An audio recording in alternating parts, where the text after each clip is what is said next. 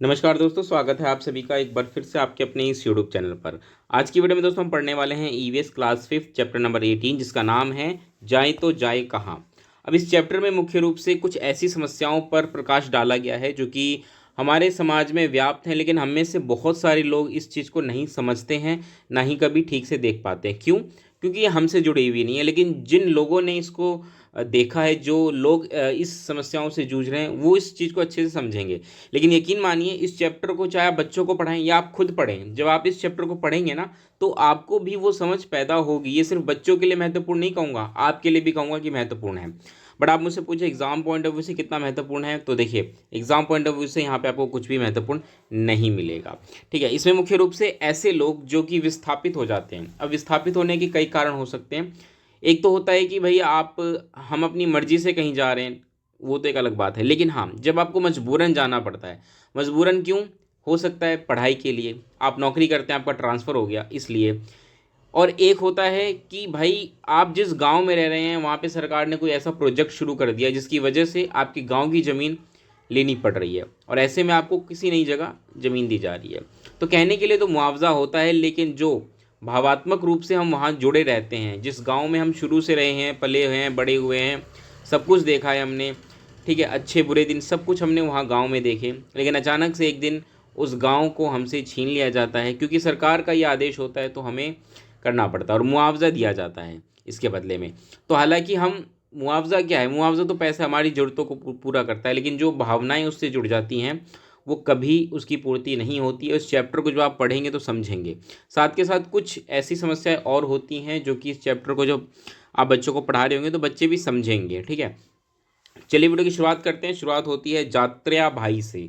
अब जात्र्या भाई जो है अपनी बेटी झिमली के साथ दरवाजे की चौखट पर बैठे सीढ़िया का इंतज़ार कर रहे हैं। आप देख सकते हैं ये हैं जात्र्या भाई। इनकी जो बेटी है, आप देख सकते हैं तस्वीर में, ये झांक करके किसी घर में टीवी देख रही है। लगभग 2 साल पहले जात्र्या का परिवार सिंदूरी गांव से मुंबई आया था, और अपना कहने को यहाँ दूर के रिश्तेदार का एक परिवार ही था। उन्हीं की मदद से जात्रा भाई ने मछली पकड़ने के कटे हुए जालों की मरम्मत का काम शुरू किया। इससे उनका गुजारा तो हो सकता था, जैसे घर का किराया, दवाई, खाना, स्कूल का खर्चा, ये सब। तो ये सब मतलब नहीं हो पा रहा था, मतलब बेसिक चीज़ें थी, लेकिन जो ज़रूरी सामान होता है वो नहीं कर पा रहे थे। पानी भी पैसों से खरीदना पड़ता था। और छोटे सीढ़िया सीढ़िया मतलब बेटा था इनका, बहुत छोटा था वो भी, को भी पास वाले मछली के कारखाने में काम करना पड़ता था। सीढ़िया सुबह 4 बजे से 7 बजे तक मछली साफ करता, छोटी बड़ी मछलियाँ छांटता, उसके बाद घर आता, थोड़ी देर सोकर दोपहर में स्कूल चला जाता। शाम को सब्जी मंडी में घूमता, कहीं कुछ कोई मेम साहब मिल गया, उनकी थैली उठा ली, कहीं रेलवे स्टेशन पे जाके पानी की बोतलें ढूंढकर कबाड़ी वाले को बेच दी, उससे थोड़े बहुत पैसे आते और जैसे तैसे उनकी ज़िंदगी चल रही थी। तस्वीरें भी देख सकते हैं आप यहाँ पे, इस तस्वीरों में यही दिखाया गया है।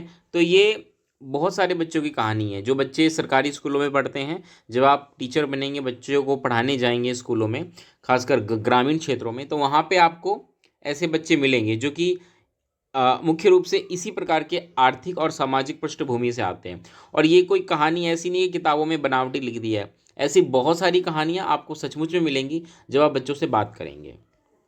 अब देखिए, अब तो रात हो गई है, लेकिन सीढ़िया घर नहीं आया। झिमली पड़ोसी के घर की खिड़की से टीवी पर नाच देख रही थी, लेकिन जात्रा का मन टीवी देखने में नहीं लगा। यहाँ सब कुछ कितना अलग है, कितनी नई अजीब दुनिया है। दिन भर काम की भागदौड़ में चला जाता है और शाम को पुरानी यादें आती हैं। ठीक है, पुरानी यादें क्या है? जहाँ वो रहते थे, उनके गांव में, हरे भरे जंगल पहाड़ों के बीच उनके खेड़ी गांव में जात्रा का जन्म हुआ था। उसके दादा के जन्म से पहले से ही यहाँ सब रह रहे थे। उसके गांव में शांति तो थी, लेकिन सन्नाटा नहीं था। अब शांति और सन्नाटे में बहुत फ़र्क होता है। जो लोग गहरी बात रखते हैं वो समझते होंगे इन बातों को। गांव में नदी की कल कल, पेड़ों की सन सन, पंछियों की चहक थी। यहाँ के लोग खेती का काम करते थे। गांव के लोग जंगलों में जाकर कंदमूल, साग सब्जी, सूखी टहनियाँ लाते। ये सब काम करते समय लोग बातें करते, गाने गुनगुनाते, बड़ों के साथ काम करके छोटे बच्चे भी ये काम सीख जाते। बांसुरी बजाना, ढोल बजाना, मिलकर नाचना, मिट्टी बांस के बर्तन बनाना, पंछियों को पहचानना, उनकी नकल करना आदि। लोग जंगल से इकट्ठा किया हुआ सामान इस्तेमाल करते, बचा हुआ सामान नदी के पास बड़े गांव में जाकर बेच देते, और इन पैसों से वे अपना नमक, तेल, चावल और कभी थोड़े कपड़े खरीदते। मतलब उनका गुजारा चल रहा था, लेकिन ये था कि वो खुश थे। ठीक है, क्योंकि अंतिम आपको खुशी किससे मिलती है? लोगों से बात करके। पैसों से तो हमें लगता है कि खुशी मिलती है, लेकिन पैसों से खुशी नहीं, पैसों से ज़रूरतें पूरी हो जाती है हमारी। लेकिन आखिर में खुशी किससे मिलती है? जब हम लोगों से बात करते हैं। वैसे तो वो एक गांव था, मगर सब एक बड़े परिवार के जैसे रहते थे। जात्रा की बहन की शादी भी उसी गांव में हुई थी। अच्छे बुरे समय में सब साथ मिलकर एक दूसरे की मदद करते थे। शादी ब्याह के काम हो गए, झगड़े, गांव के बड़े बुजुर्ग सब साथ मिलकर निपटाते थे। अब जात्रा जवान हो गया, खेती बाड़ी का काम अकेले ही करता, बड़ी नदी के बीचों बीच मछली भी पकड़ता। अब वो जंगल से फल, कंद, दवाई, पत्तियां, नदी की मछली आदि सब लेकर दोस्तों के साथ कस्बे के गांव में बेचा करता था। गांव में त्योहारों के समय अपनी उम्र के लड़के लड़कियों की टोलियों में नाचता और ढोल भी बजाता। तो ये सब चीज़ें वो करते थे। इनको पढ़ के आपको लग रहा होगा ना, गांव का दृश्य कुछ कुछ याद आ रहा होगा। अब नदी के पास क्या है, एक दिन क्या हुआ, गांव वालों ने सुना कि उनकी नदी पर एक बहुत बड़ा बांध बनने वाला है। नदी को रोककर एक बहुत बड़ी दीवार खड़ी की जाएगी। तब खेड़ी और आसपास के जो बहुत सारे गांव थे वो पानी में डूब जाएंगे। और ऐसा होता भी है कि अगर आप बांध बनाएंगे तो जो नदी का पानी है वो आसपास के इलाकों में भर जाता है, जो कि नीचे क्षेत्र में होते हैं, और ऐसे में वहाँ के गांव जो है खाली करने पड़ते हैं। अब लोगों को अपने पुरखों, जो कि बाप दादा की ज़मीन थी, घर बार छोड़कर नई जगह जाना होगा। तो कुछ दिन सरकारी लोग पुलिस की पलटन को लेकर गांव गांव पहुंचते। गांव के छोटे बच्चे तो पहली बार पुलिस देख रहे थे। कुछ बच्चे उनके पीछे भागते तो कुछ डर के रोने लगते। नदी की चौड़ाई, लंबाई, घर के गांव, खेत, जंगल सब नापने लगे। उन्होंने गांव के बड़ों के साथ मीटिंग भी की और कहा, गांव को नदी किनारे से हटाना होगा। जिनके पास अपनी ज़मीन है उन्हें नदी पार बहुत दूर बसने के लिए एक नई जगह दी जाएगी। दूसरी जगह जहाँ ज़मीन मिलेगी, स्कूल, बस, बिजली, अस्पताल सब कुछ होगा, ऐसा कहकर कहा। लेकिन ऐसा होता कहाँ है हकीकत में? अभी आप देखिएगा। तो अब यात्रा को जब पता चला तो उसको खुश हुआ मनी मन कि भाई वहाँ जाएंगे, मेरी शादी हो जाएगी, नई दुल्हन आएगी, उसको मैं ऐसे घर में ले जाऊंगा जहाँ बटन दबाते ही बिजली जलेगी, घर में नल खोलते ही पानी आ जाएगा, बस में बैठकर शहर घूमने जाएंगे, है ना, जब बच्चे होंगे तब उन्हें स्कूल भेज पाऊंगा, अपने जैसा अनपढ़ नहीं बना। मतलब वो ख्याली पुलाव बनाने लगा। लेकिन होता क्या है, जब उनको नई जगह दी गई तो क्या हुआ, वहाँ पे जब वो गए तो देखा भाई आसपास कोई छायादार पेड़ नहीं था। सिर्फ कुछ मकान, कुछ दुकानें।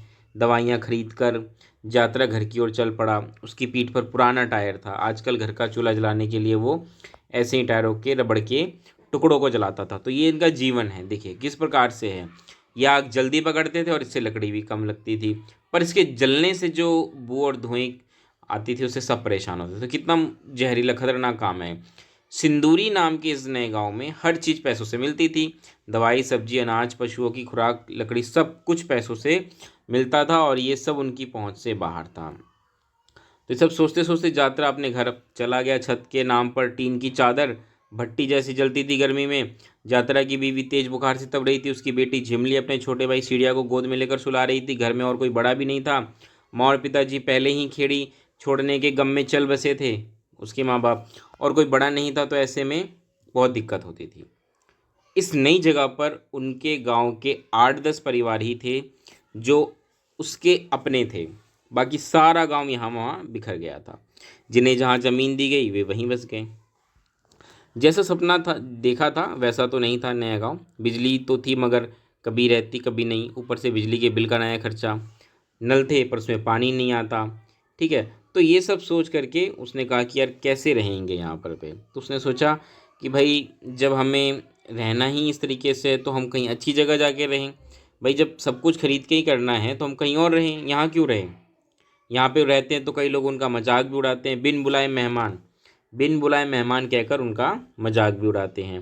ठीक है, तो ये सब वो सोच रहा था। ठीक है, तो जब वो बच्चे, उसके बच्चे भी बड़े होते थे। भाई बच्चे बड़े होते तो चिंता होती है। तो अब उसने कहा कि नहीं, ऐसे काम नहीं चलेगा। मैंने तो अपना जीवन जैसे तैसे बिता लिया, ठीक है, लेकिन बच्चों के साथ कैसे होगा, है ना। तो उसके सोचा कि हम क्या करेंगे कि अपनी ज़मीन और जानवर बेच देंगे और मुंबई आ गए। अब उसके परिवार की नई ज़िंदगी शुरू हुई। बच्चे स्कूल जाएं, कुछ बने, यही सब वो चाहता था। लेकिन यहाँ के हालात भी कहाँ अच्छे थे। मुंबई शहर आपको पता ही है, बहुत भीड़ भाड़ वाला इलाका है। ठीक है, तो उसने ऐसा सोचा लेकिन ऐसा कुछ नहीं हुआ। तो फिर भी वो कोशिश करता है, जैसे गरीब व्यक्ति होता है ना, थोड़े थोड़े पैसे जोड़ के सोचता है भाई सब कुछ करेंगे, तो वो भी वही करता। तो ये कहानी बस यही है, यही सिखाती है हमें कि किस प्रकार से जो लोग अपना गांव छोड़ के, चाहे वो किसी भी कारण से हो, मुख्य रूप से खासकर जब उनको मजबूरन छोड़ना पड़ता है, जो विस्थापित हो जाते हैं, ठीक है, तो कितनी उनको दिक्कत होती है। ठीक है, तो ये सारी चीज़ें हैं। इस कहानी को पढ़ के आप बहुत कुछ समझे होंगे, बहुत कुछ सीखने को मिला होगा। एग्जाम पॉइंट ऑफ व्यू से तो मैं नहीं कहता कि कुछ महत्वपूर्ण है, लेकिन हाँ, एक समझ तो हमें ज़रूर आई होगी। ऐसे लोगों के प्रति हम संवेदनशील जरूर हुए होंगे, और हो सकता है आप हम में से कुछ लोगों की ये कहानी भी हो, है ना। हम में से बहुत लोगों ने हो सकता है कि भाई ये जीवन देखा भी होगा। तो यही कुछ है, बच्चों को भी आप जब कहानी पढ़ाएंगे तो यही समझ मुख्य रूप से बच्चों को पैदा करनी है। बाकी बच्चों के भी अनुभव अगर आप शामिल करेंगे तो अच्छा रहेगा। हो सकता है आपको कुछ ऐसे अनुभव बच्चों से भी मिल जाएं। चलिए दोस्तों, इस वीडियो को मैं इतना ही रखता हूँ। वीडियो कैसी लगी बताइएगा, लाइक करिएगा, शेयर करिएगा, चैनल को सब्सक्राइब करना मत भूलिएगा। मिलते हैं अगली वीडियो में, तब तक के लिए नमस्कार, धन्यवाद।